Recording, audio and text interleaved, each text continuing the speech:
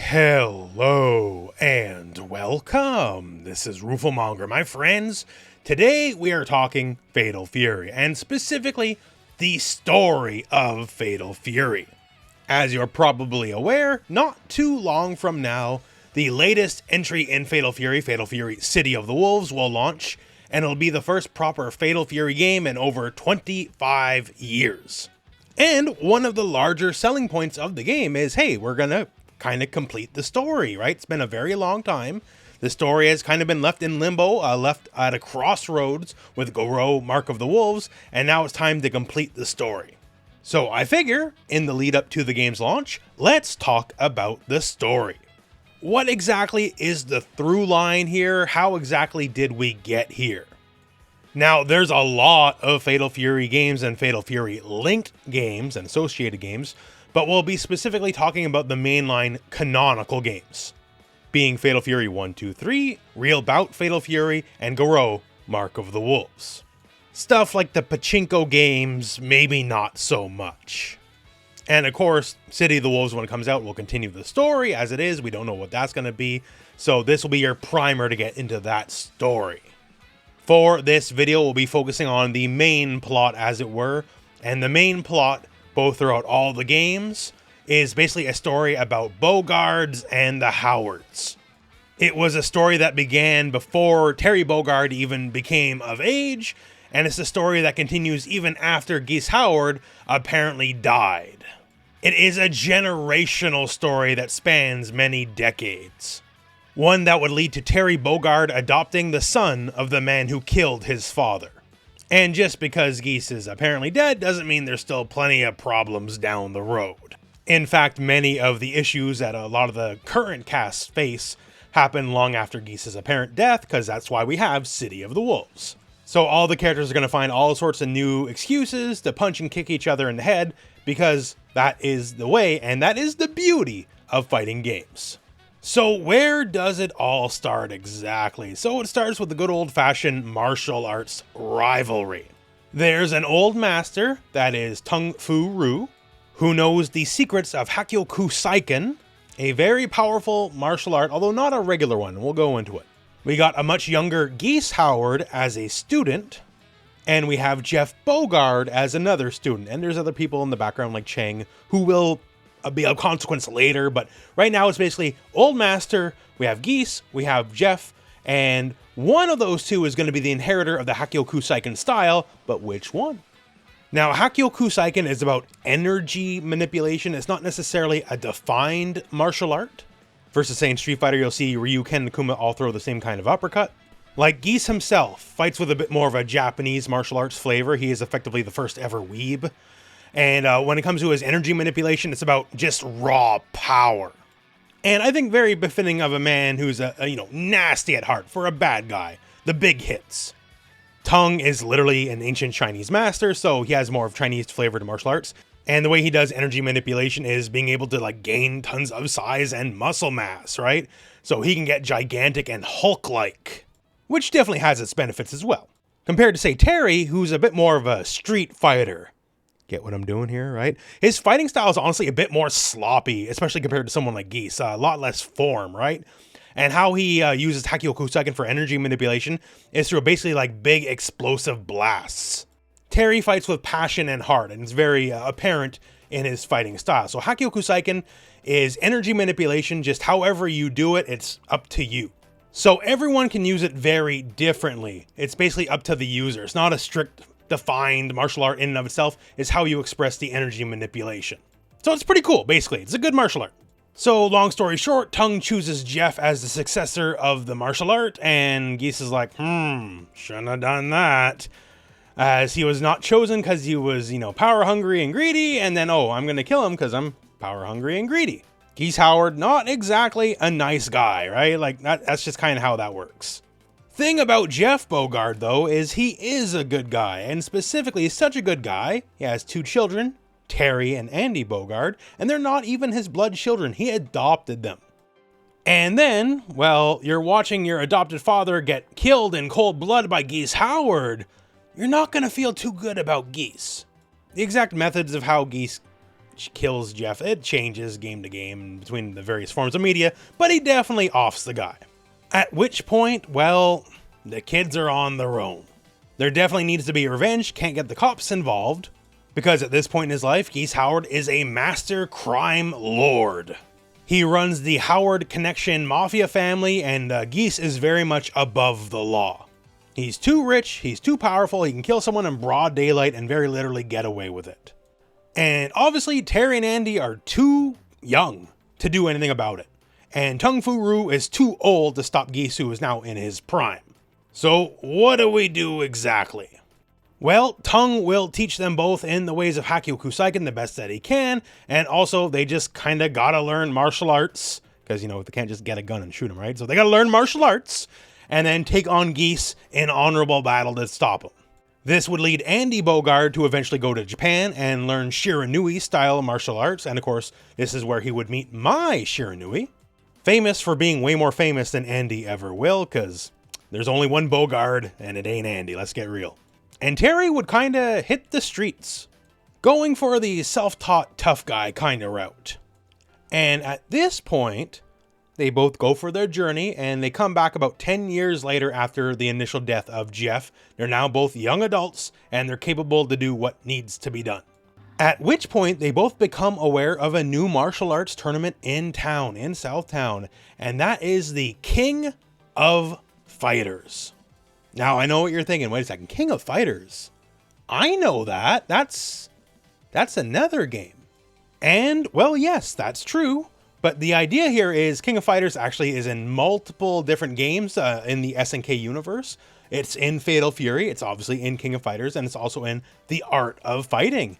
And Geese Howard is the founder of the King of Fighters tournament. So the first King of Fighters tournament wasn't in King of Fighters. Actually, it wasn't even in Fatal Fury, canonically anyways. It was actually in The Art of Fighting, which is also set in the Southtown cinematic universe, if you will. Just earlier in the timeline than Fatal Fury is, roughly in the 70s. You can see here a much younger Geese Howard, and this was all set up before the big feud with Jeff Bogard, before the big climactic battle where he killed Jeff Bogard. He was already an aspiring crime boss, already basically running the town, and running his big martial arts tournament was a way to kind of further his control of Southtown. And running afoul of people long before Terry Bogard was ever a thing, having problems with people like Ryo Sakazaki, as he sort of forced his father into the mafia against his will, under threat of coercion, kidnapped his sister, Yuri, and, well, just kind of he was a nasty man since the get-go, basically. And this first ever King of Fighters tournament, Geese did lose to Ryo, so Ryo was the first ever KOF champion, and it sort of postulated that right after this loss is when he then goes out to take out Jeff Bogard. So basically, the King of Fighters is not anything actually new. And there's been many King of Fighters tournaments in between that game and Fatal Fury 1, although we don't see them on camera. In fact, there's been a long-time reoccurring champion in those years, a man that goes by the name of Billy Kane. So Billy is Geese's right-hand man, and he does the dirty work. Now, Geese doesn't enter the tournaments himself. He has Billy do it, and Billy wins every single time. And now, well, it's time to get our revenge. So Terry and Andy join the tournament alongside Joe Higashi. Joe, very much a lovable butthead kind of character. He's a Muay Thai champion, and he's basically like, okay, if you guys want to fight Geese, I'll help you. And from here, well, the King of Fighters tournament begins. And of course, throughout all these games, there's a wide, eclectic cast of characters like the lovable Duck King, who Terry will mercilessly beat down because he isn't here to make friends, except for when he is here to make friends, right? Because he has to win the tournament. This tournament is run by Geese Howard, and the only way you can even get close to Geese is to basically enter the tournament and do well. Otherwise, nothing's ever gonna happen. And the thing is, though, Geese is watching. He takes interest in very strong fighters, and he's watching everyone in the tournament just to see how things will turn out. So, as you would expect, being a fighting game, Terry has to fight through all sorts of different opponents. And the more Terry fights and the more Terry wins, the more Geese sort of takes notice of what's going on around here. Eventually realizing who this is Jeff Bogard's son. My rival's son is here, and obviously he's not meaning me too well. So what do we do now? If he keeps winning, we gotta make him lose, right? So let's send in the big guy. Let's send in Raiden. No, not this guy, that's Raiden. No, not that guy, that's Raiden. This is Raiden, who is a wrestler very much based off of wrestling superstar Big Van Vader. Pretty universally celebrated as the best big man wrestler of all time.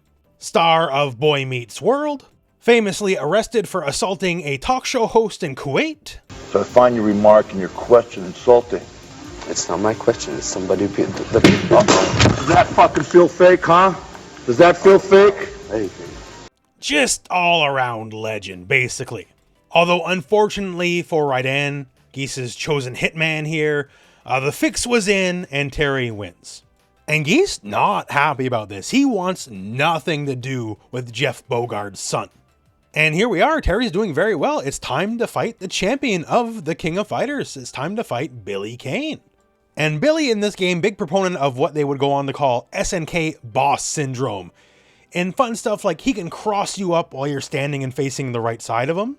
He reads your button like a maniac. You cannot press anything without just immediately getting counter hit.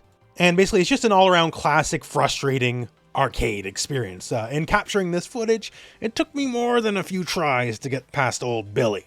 Although it doesn't matter how many tries it took me, because Terry beat Billy pretty easily, in fact, right? So canonically, rooflemonger struggles, Terry, no big deal.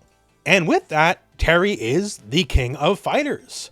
All right, so he won the tournament. It has nothing to do with Geese, right? He won the tournament, although Geese is not happy that Jeff Bogard's son won the tournament. And in the middle of broad daylight during the award ceremony, he has his hired thugs. I would say hired goons, but y'all kids ruined that word. Good job.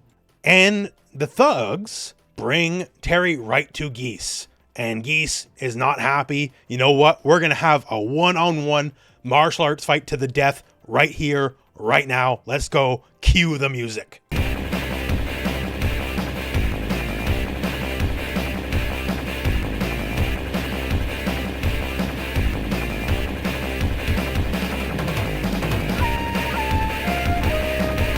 Geese's theme throughout all the years in the various incarnations always been one of the best fighting game themes ever.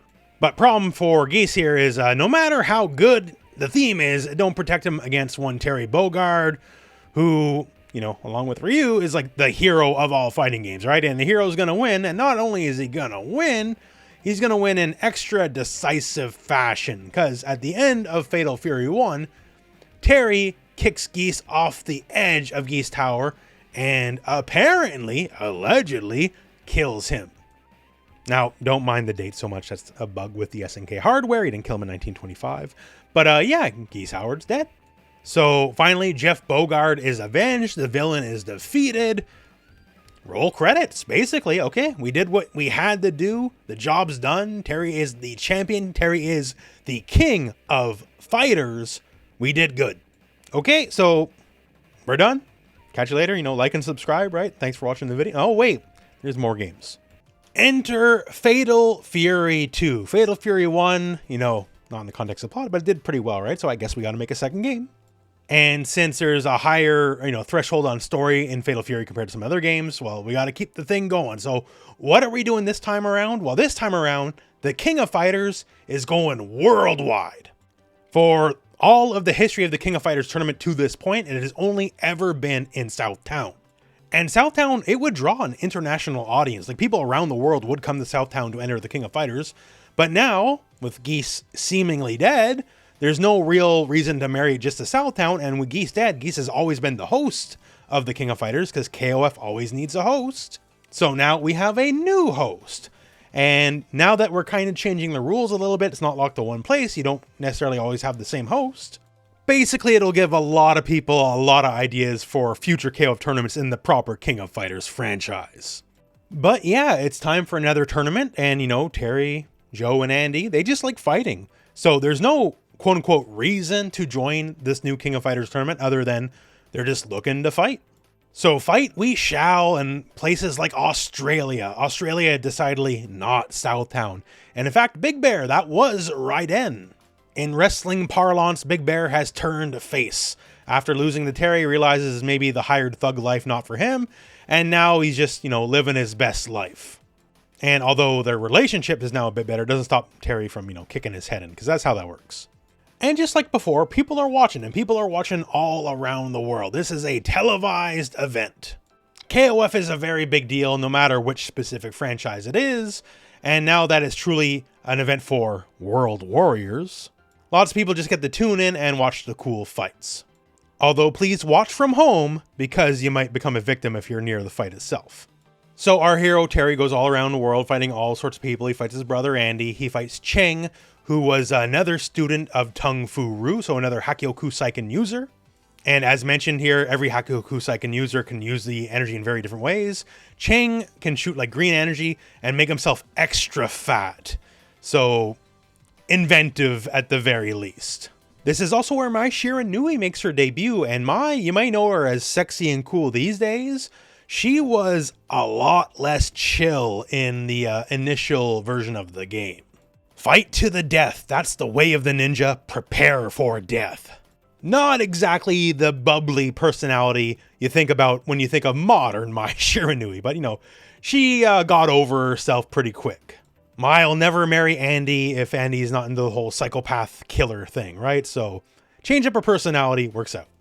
And eventually we go far enough in the tournament. Okay, it's time to start meeting who matters. And we get little visions of who the tournament host is. We don't know who it is just yet, but he's beating up people from the older game. And very easily at that. And then annoyingly, guess who's back? It's Billy Kane. Billy is not too happy with Terry. You gotta understand here, Terry's obviously the hero in his own story. In Billy's story, Terry's the villain. Terry's the only person to have ever beaten Billy, and he's back with a vengeance, and he's got new moves and a new and improved staff that can extend. And this fight's also annoying too, just like the previous Billy fight. Although, as Terry must in the end, he does triumph over Billy.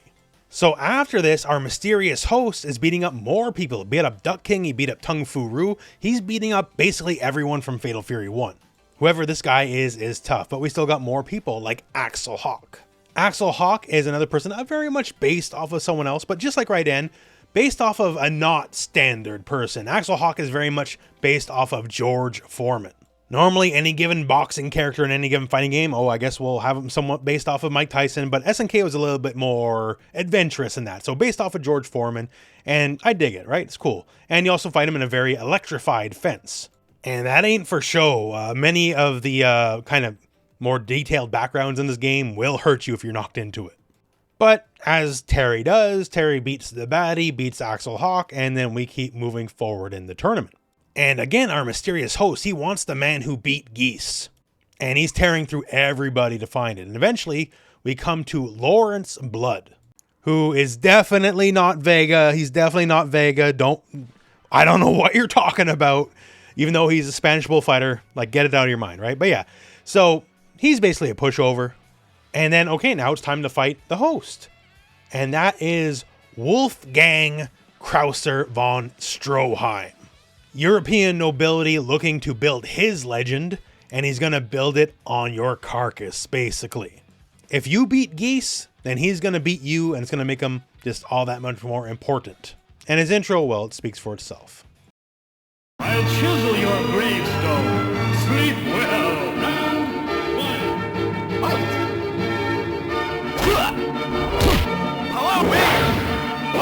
So yeah, big epic music, literal orchestra going on while you're fighting. Also, dude's 8 feet tall, totally jacked. As a physical threat, obviously he's way beyond whatever Geese is. And then, well, there's the Geese connection.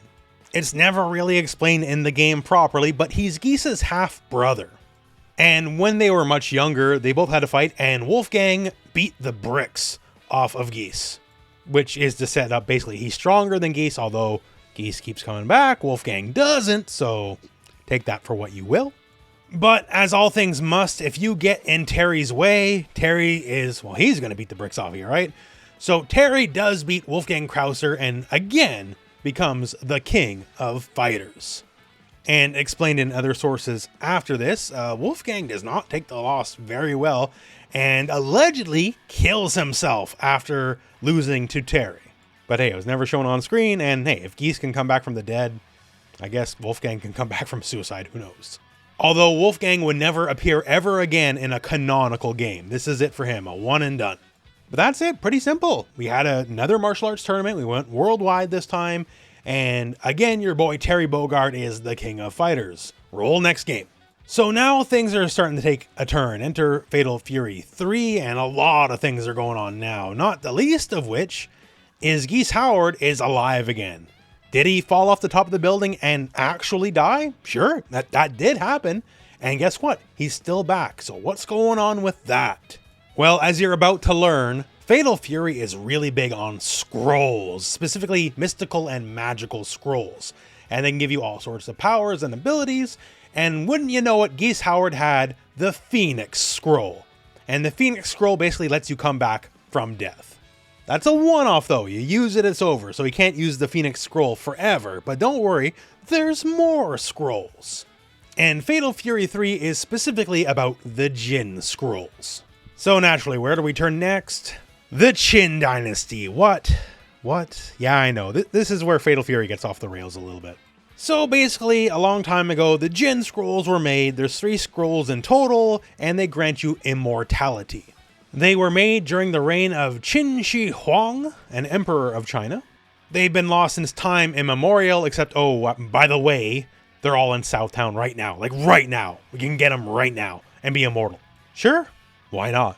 Enter the twin emperors Jin Shanrei and Jin Shanshu, who were 2 orphans in Southtown, and they basically got possessed by like many thousands of year old ghosts. These ghosts are the children of the person who originally wrote the scrolls, and now the scrolls are in Southtown for whatever reason, so it's time to get them and just gather them all together. Sure, I guess. But you know what? You know who else loves scrolls? Geese Howard. Geese, you know, the Phoenix Scroll brought him back to life. He's a big fan of scrolls in general. And if we got scrolls that grant immortality, hey, why not? And now the world at large at this point knows Geese Howard's still alive, which of course brings Terry and crew into the fray, and it's time for some battles yet again. Fatal Fury 3 would also introduce some fairly famous characters to the franchise, like Blue Mary. Terry sorta, but not really, but sometimes girlfriend, really, and she fights with a very interesting style of a lot of like, leg and arm snaps. And it would also add one Ryuji Yamazaki, a very famous underworld criminal. Also notable in that he's one of the few characters that's important to both the Fatal Fury story and the King of Fighters story. In Fatal Fury, he's working for the Jin twins, and in King of Fighters, he's one of the 8 Hekeshu, the servants of ya boy, Orochi. Although famously, even though he has like near godlike powers, in KOF he couldn't care less about the whole snake cult god stuff. He'd rather just be a petty criminal, like actually. So he's silly that way. And so begins Fatal Fury 3. Now, unlike some of the other games, this has never, at least to my knowledge, been officially established as a King of Fighters tournament. The conflict is the search and battle over the Jin Scrolls and the immortality that they may grant, right? Not so much an official KOF tournament. Also, famously, if you know anything about bad SNK translations, this is like the mother lode of all of them. Some of the most heinous translations to ever come out of the franchise come from this game. But as usual, Terry and crew, time to go through a bunch of different martial artists. And Terry and crew being kind of, stronger than your average fighter, go through them. Also, Terry's got a mean streak here. Chop it up to the translation and all that, I guess. But like when he beats Bob, what do you call a guy with broken arms and legs floating in a pool? Bob! And it's like a joke that like, I just destroyed you and broke your body. Like what? Why are you so mean? Wow, you can still move? You're a one tough cookie. And I like that in a chick. Just the way people talk. Terry, baby, don't tell me a slab of beefcake like you holds the secret scrolls. And, well, translation aside, right?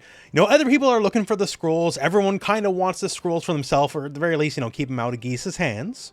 And then, enter slut shamer Terry. Don't call me Goldilocks. Second, cover up that cleavage. Have you no shame, Mai? Go from that to literally we see Mai crying in the background, and he's like, what are you doing? And chastising him for getting into the whole scroll nonsense once he told everyone else, hey, don't worry about it. Basically a big case of do as I say, not as I do, I suppose. We also run eventually into Han Fu, who will be a bit important later on. Han Fu, very much based off of Jackie Chan, and also, like Jackie in many of his movies, is a cop, and he's specifically looking for Yamazaki. And here, because we might as well, why does Terry Bogard have a monkey exactly? And you can see the monkey in the stage as well.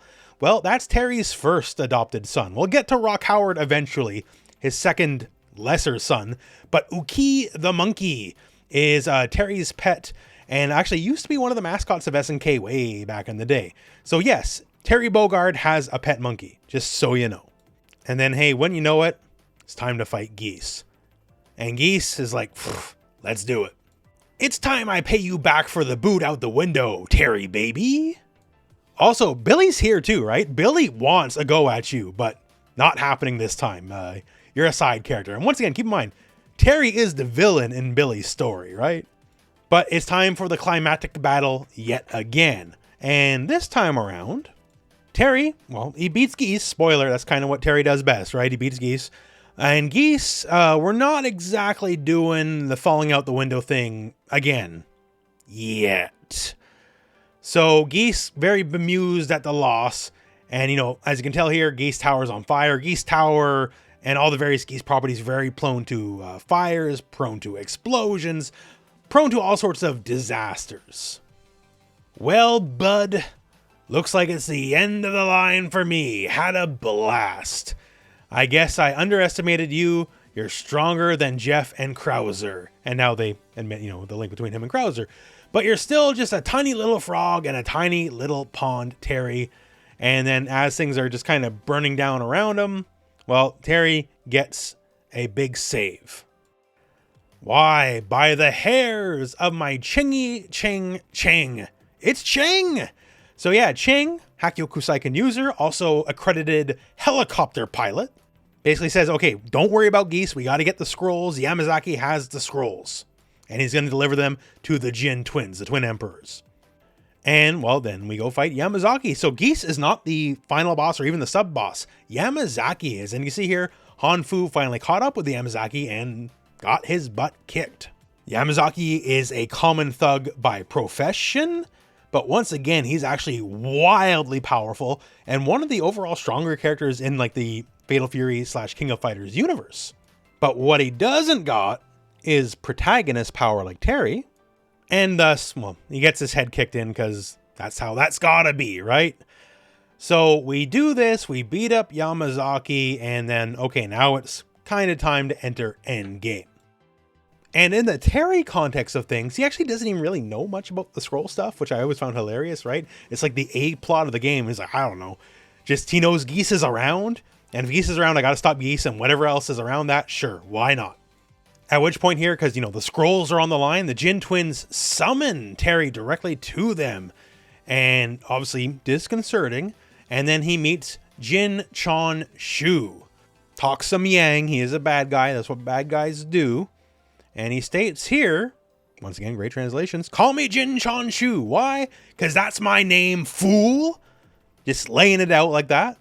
Yamazaki had all the scrolls gathered up. Terry beat him, so therefore Terry has the scrolls. So Jin wants the scrolls from Terry.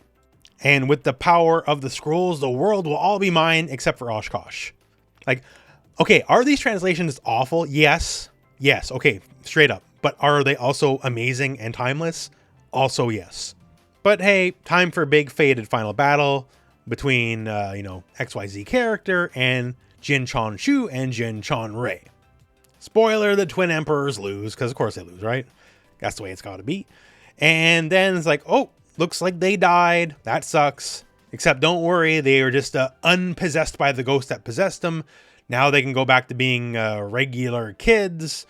And hey, we're all good to go, I guess. And in the context of Terry's ending anyways, it looks like he adopted Jin Chon Shu, which is really weird. Because that's definitely not Rock, just going by the art. Don't worry, we'll adopt more kids later on, Terry. Not just yet. And then roll credits. No one got the scrolls, allegedly. And I guess the world is saved. The problem, though, is before we enter the next game, it turns out, even though this is not a King of Fighters tournament, it looks like Geese is the one who won. Because Geese got the Jin scrolls. Like, actually, like, Geese is the one who quote unquote won in the end, I guess, if you want to do it that way. There's no winner because there's no tournament, but we were looking for something and Geese is the one who got it. So he's the winner, I guess. Enter our next game, Real Bout Fatal Fury. And this game specifically, King of Fighters and Fatal Fury are different timelines, yes. But this game specifically is where the hard split between the timelines happens. So I mentioned that Geese Howard succeeded in Fatal Fury 3. He got the Jin Scrolls. So he won, I guess you could say it that way, right? But the thing about that is he doesn't have them anymore. It's alleged that he destroyed them. Basically, he didn't want anyone else to have that power, so he got it for himself just so he could destroy it, so nobody could have that power. The problem, though, is, spoiler, he's going to die, right? The problem, though, is he's very alive in the King of Fighters timeline, and it looks like he's alive in the KOF timeline because he used the power of the Jin Scrolls for himself. Like, Geese does not have many overall King of Fighters appearances, but one of his few ones in King of Fighters 11, he's just straight up like, yes, I am immortal. That is why I'm here. He's canonically alive in the canonical KOF games. Versus what happens here, where it's stated that he destroyed the scrolls, and after the events of this game, well, let's get into it. So strap in, y'all. It's time for another King of Fighters tournament. And like so many times before, it's time for Terry just to plow through a bunch of fools, and time for him to have the fated battle against Geese Howard. But this time around, it's going to be the final battle. So just like any KOF, you got to go through a wide variety of people. Sometimes they're stupid and they kill themselves accidentally because there is stage ringouts in this game. And just like always, as the host of this King of Fighters tournament, Geese Howard is watching. And as Terry progresses through the various battles, he's watching with profound interest. He's waiting. He knows Terry's going to win. It's just, we got to do the busy work here, but he knows Terry's going to win. But before we can do that, it is one more dance with Billy Kane. Once again, I gotta say this every time. Terry is the villain in Billy's story. Billy was the undefeated champion until Terry showed up, and every time Terry shows up, he makes Billy look like a joke and he doesn't know what he's doing. So they have their fight, and Terry makes Billy look like a joke and that he doesn't know what he's doing, because we got to keep on keeping on that front. And all right, it's time. We beat everyone else. Geese, I'm coming for you. And in a very lovely sprite shot, I like this shot a lot. Kind of zooms in all the way to Geese here on his tower, and he's like, yeah, I'm waiting for you too. Let's do this. The final battle. And here we go. And keep in mind here, in this timeline anyways, the Jin Scrolls are destroyed allegedly. Geese said he did, right? Like, he ordered Billy to do it. Did Billy actually do it? Or did Geese just kind of say it to say it? I don't know, right? We don't know what's actually happening, but what happens, as once was, shall forever be. And in this final climactic battle, Terry beats Geese Howard again. At the top of Geese Tower, just like all the way back in Fatal Fury 1, and history repeats itself. Terry goes for the final blow and knocks Geese off the edge. But this time, he catches him. Even though he hates Geese more than anything else, he doesn't want Geese to die. He catches him.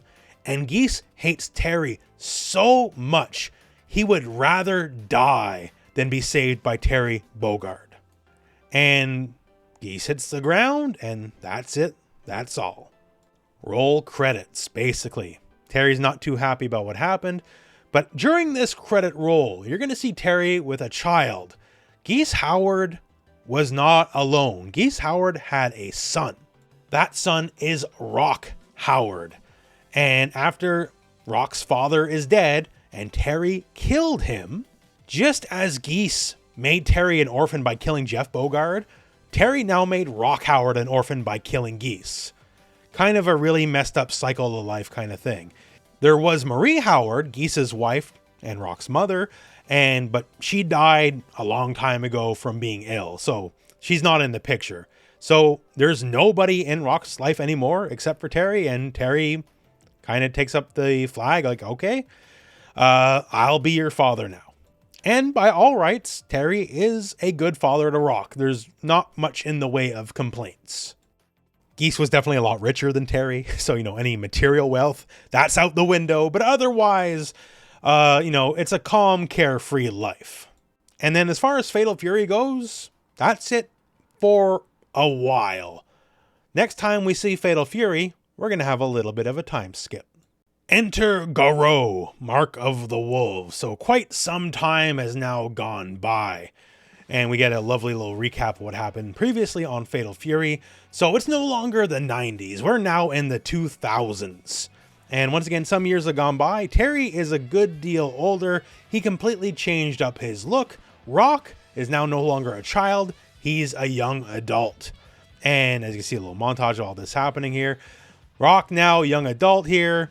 He's got blonde hair like Terry, but he's got bright red eyes, just like his mom. So here's the thing, now that we've kind of fast forwarded to the future, we have a whole new generation of characters. A lot of the classic characters are gone, and an entirely new roster of characters that are also going to be in Fatal Fury City of the Wolves are here. And also what's shifted is the protagonist. Terry Bogard is still here, he's still a very big deal, but Rock Howard is now the face of the franchise. Like, don't get it confused, Terry's still the guy on the box, right? Terry's still much more important than Rock will ever be, but the story focus is now more on Rock, and Terry is a supporting character for him.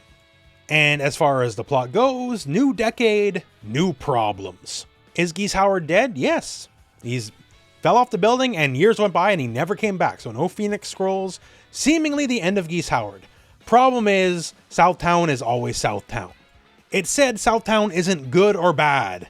The only thing is, though, Southtown only respects power. In Southtown, the mighty rule. And with Geese gone, there's people trying to fill that void. And one of those people is Kine R. Heinlein, who's now sort of the de facto crime boss of Southtown. Blonde hair and red eyes, just like Rock, because he's actually the brother of Marie Howard. So he's somewhat related to Rock. And Kine is all about the Southtown way of life. He very much believes that only the strong should rule. And part of this plan is to use the King of Fighters tournament, as so many villains plans over so many games. KOF is a means to an end. So he starts the Maximum Mayhem tournament. And as, the de facto crime boss of Southtown, he can bankroll all this. And so begins the next tournament. And of course, I mentioned the new generation. There's lots of new faces here. People like Kevin and Freeman. Kevin is a SWAT officer and Freeman is a depraved serial killer, and that kind of writes itself. Also, Southtown has a huge police budget. As you can see, their police have like attack helicopters and stuff because crime is such an issue in Southtown. Marco Rodriguez, a Kyokugen Ryu karate user, disciple of Ryo Sakazaki, who won the first ever KOF tournament. We have Dong Hwan and Jae Hoon, the sons of Kim Kapuan, who is another Fatal Fury and KOF stalwart. Their arrival was actually foretold in real Bout, as you can see them here much younger. We have people like Gato, deadly serious Chinese martial arts user, and Hotaru. They got some pretty serious family problems together. And a pretty eclectic cast here, like Hokudomaru, the trainee/student of Andy Bogard. Bone Jenny, the pretty pirate princess. We also have Tizok, who wrestles for the children. We got a whole bunch of new people in this game, in this series. Although this time around, Rock is the main event, so that's who we're going to talk about, because he's kind of the driving force forward for the plot this go around. The thing about Rock is he's definitely a good kid overall. Terry raised him right, although he is a little bit troubled. He knows what his father was, right? He's under no disillusion under the fact that Geese Howard was kind of a monster. And, he's a little misunderstanding of his powers. Like, hey, he's got the cool, sick angel wings. Everyone loves Rock because he's got the angel wings. He's a cool dude, I guess. Sure, whatever, right? But is it Geese's blood flowing through his veins that gives him, like, these odd powers he's not always in full control of? Or is it something else? Like, mechanically, he can do many of Geese's moves. He can do the Raging Storm.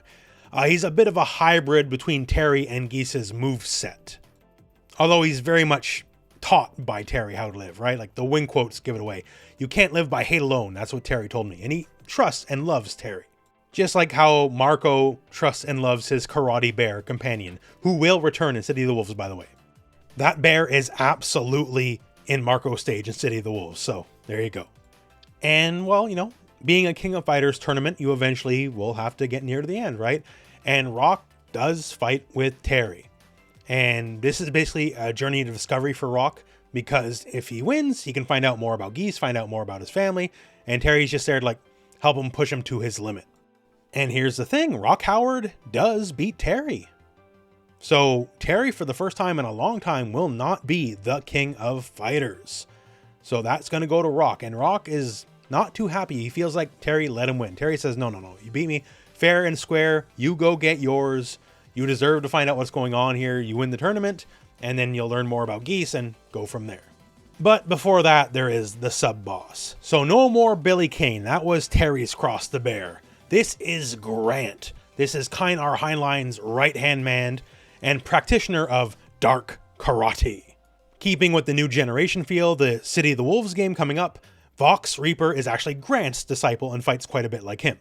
But you beat Grant, spoiler, and then it's time to go up against the host of the King of Fighters, Kynar Heinlein. And the thing is, blonde hair, check. Red eyes, check. They're very similar. And in fact, they both have purple energy powers, check. So a lot of what makes Rock Rock actually isn't from the Geese Howard side of things. It's actually from his mother, Marie Howard. And here we get the big reveal that Kine and Marie are related, right? So Kine is blood to Rock. And basically, hey, you should join me. If you're Geese's son, I run the whole crime part of town now, so you should join me. But of course, we gotta have a kung fu battle. That's how this works, right?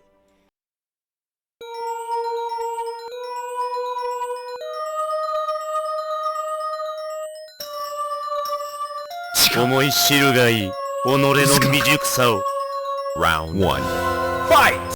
I always found Kine's intro very affecting, just kind of like ethereal, mysterious, really well done. But yeah, so as you can see here, similar, color powers, all that kind of stuff. So they're linked, they're family in a way. Not so much so that Rock's not going to beat the crap out of him though, because, we got to have a winner. That's how that works. But then we get a bombshell dropped on us here. We don't just win the tournament, get the money, learn what, here's the thing. Why did Kine do all this here? Why did he bring Rock to him? Because that's kind of what the setup was, right? He cares about Geese Howard.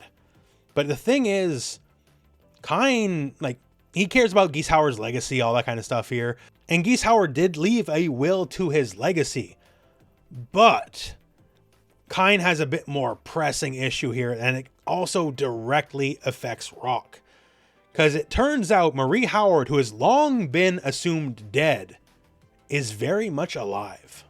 She allegedly died a long time ago, well before main events of everything going on. And then it turns out she's still part of the picture, although in a currently unknown way. And then of course, Terry comes up to check on the champ. Hey, Rock, you won. Awesome. And then it turns out Rock is kind of switching sides. Rock is now going on Kine's side and will not deal with Terry. I suppose you could phrase it as he's joining the bad guy.